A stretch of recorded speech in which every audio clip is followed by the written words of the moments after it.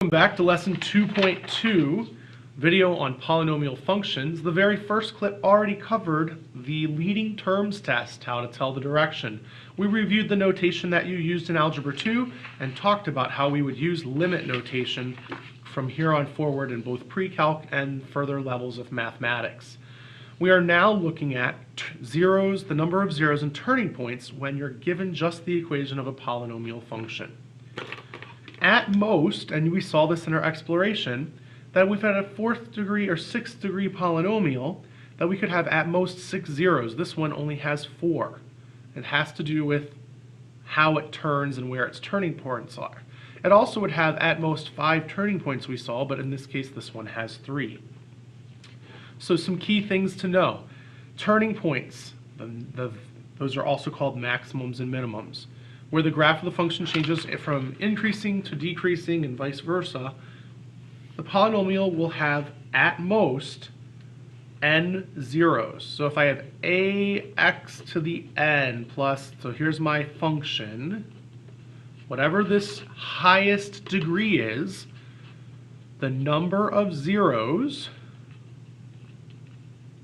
is up to, so it's a maximum of n zeros. The number of turning points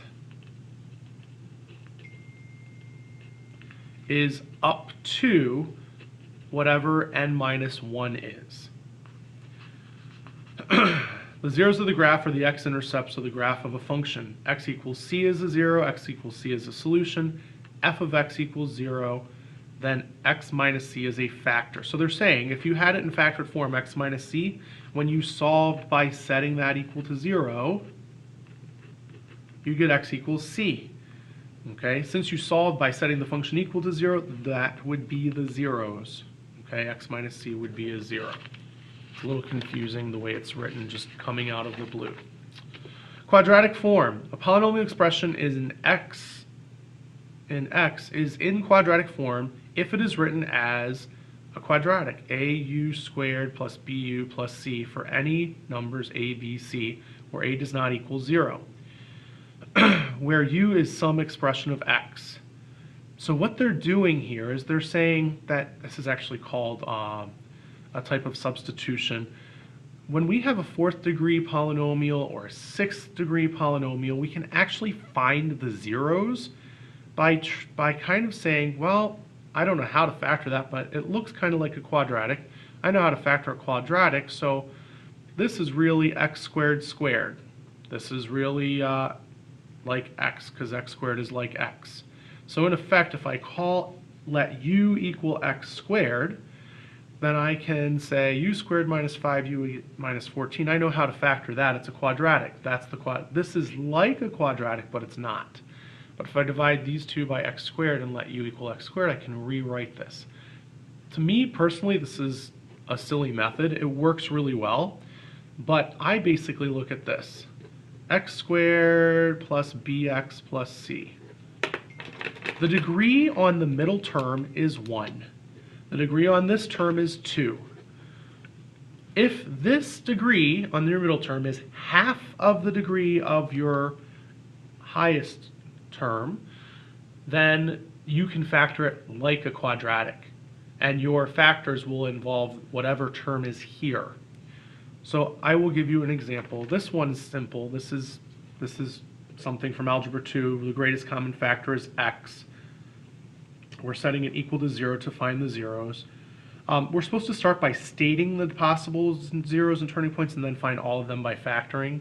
So right now I'm looking at this. This is degree 3. So I have at most 3 zeros, which we are going to have because this one's factorable.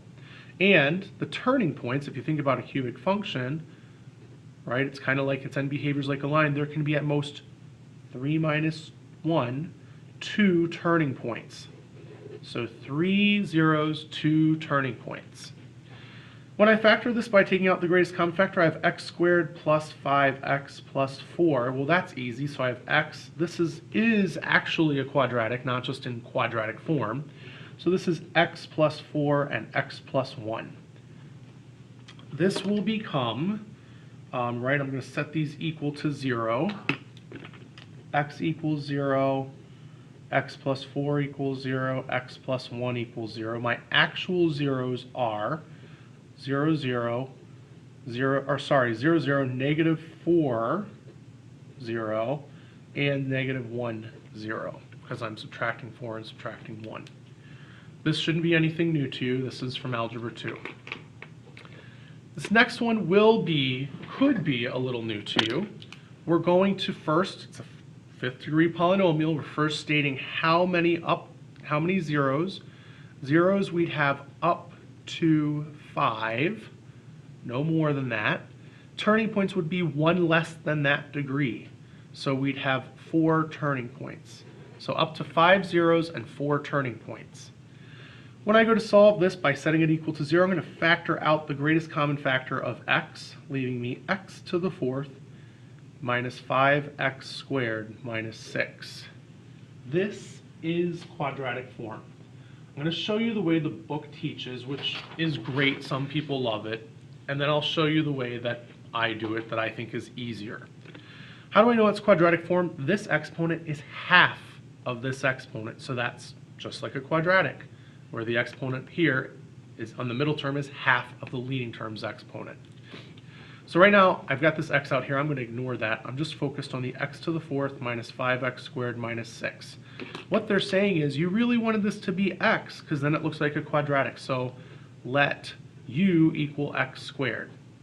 That means that this is minus 5u minus 6. This, since it's x squared, is really x squared squared. This will be u squared. So if I did x squared and squared it, I get x to the 4th. If I just plugged in x squared here, I get that. I think that's unnecessary, but it's the way that's taught, and a lot of people do like it. So when you factor this, it is u minus 6 by u plus 1 to multiply to negative 6 and add to negative 5. And now that I know what the factors are, I go back and say, well, u is really x squared. So x squared minus 6 by x squared plus 1. Don't forget about that x we had in the very front. We're going to set each of these equal to 0. So x equals 0, or x squared minus 6 equals 0, or x squared plus 1 equals 0. Here I would add 6 and take the square root. There's one of my zeros, there's 2 more of them, so 3 total so far. Here I would take away 1, x squared equals negative 1, and I would take the square root. Plus or minus the square root of negative 1 is plus or minus I. So 2 of these zeros are complex, that's an imaginary number. 3 of them are real numbers that we'll have x-intercepts for if we were looking at the graph. We'll talk more about what happens when we have these types of solutions in the next lesson for 2.2. This is the method of using substitution. For me, to take the time to write this seems unnecessary if I understand the rules of exponents enough.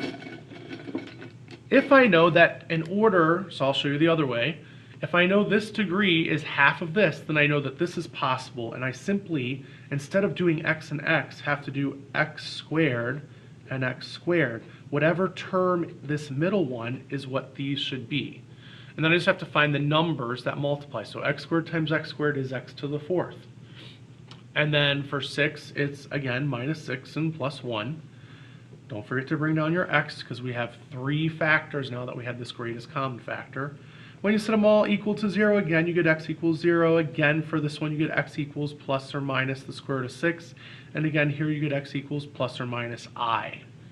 So there are your actual zeros. 2 of them are non-real, 3 of them are real, but there were 5 that we were able to solve for.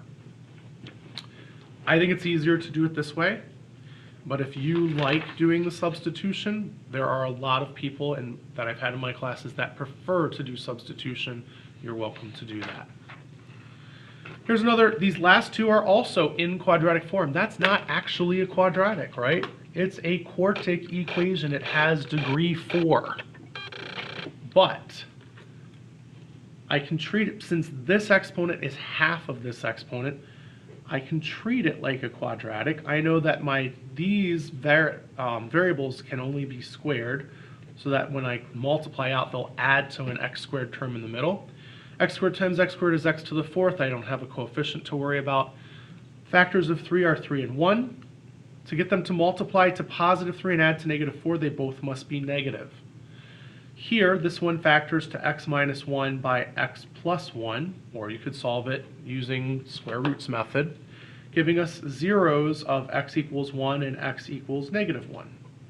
Here, x squared minus 3 equals 0. I add 3 to both sides. X squared equals 3. When I take the square root, I get x equals plus or minus the square root of 3. So all 4 roots are real. 2 of them are irrational, ongoing decimal values if I were approximating it, and 2 of them are integers. If you prefer to use the substitution method, by all means do that, but I think it's easier to do it this way.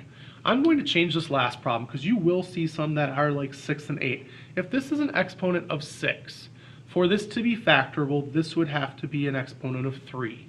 You won't change the problem yourself, we're just changing the example so you can see another example of how this is done without substitution. Since it's x cubed, I need x cubed times x cubed. Those, when I multiply it with other terms, will add to x cubed in the middle. They multiply, add exponents to get x to the 6th. There's no coefficient to worry about. Factors of 36 that could add or subtract to negative 13 would be 18 and 2, that's not going to work.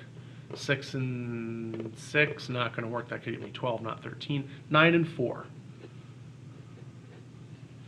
9 and 4, if I make them both negative, will multiply to positive 36, and negative 9x cubed and negative 4x cubed gives me negative 13x cubed. So I have the correct factors.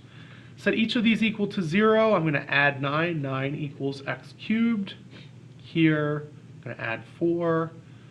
X cubed equals 4. Take the cubed root. Well, there is no cubed root of 9. There's only 2 factors of 3 in there. Same thing for 4. There's only 2 factors of 2 and 4, so I can't break those down. There are 2 answers here. Okay, 1, 2. This accounts for 3 of the roots. This accounts for 3 of the roots, but it's just a single answer. So that gives you some examples of how we solve things when they are in quadratic form. I did forget to do something on this though. What was I supposed to do? State the number of possible real zeros and turning points. Because this is a 4th degree, there should have been up to 4 zeros, and there should have been 3 turning points, up to 3 turning points. On this one, because we changed the degree to a 6th degree, there'd be up to 6 zeros and 1 less turning point, up to 5 turning points. So now I've answered all parts of that. In conclusion, this lesson was designed to talk about the number of possible real zeros and turning points. That is the learning target for you to be able to identify that from the polynomial equation, as well as to remember how to factor, and a new skill that's added in, factoring when things are in quadratic form. This concludes the lesson for 2.2 Clip 2.